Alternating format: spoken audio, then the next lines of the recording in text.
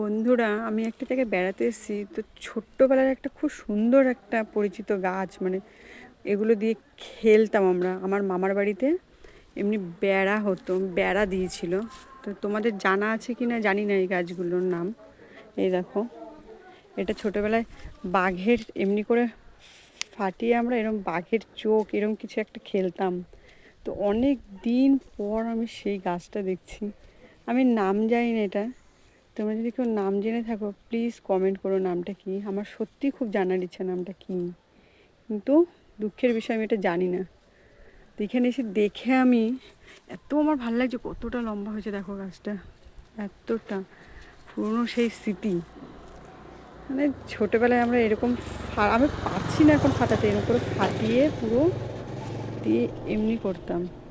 এটার ভেতরে যে রসটা আছে এটা দিয়ে বেশ একটা সুন্দর বেলুন মতন হয়।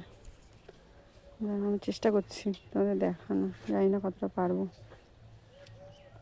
হচ্ছেই না আমার কাছে।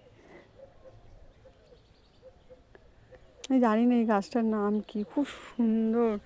ছোটোবেলায় প্রচুর এরকম ভেঙে ভেঙে, মানে দিদা, বড় মা, অ্যাকচুয়ালি মায়ের ঠাকুমা, দাদু, এরা সব বকতো ধরবি না, কষ লেগে যাবে হাতে, এমনি অনেক কিছু বলতো, তবুও আমরা খেলতাম এগুলো দিয়ে।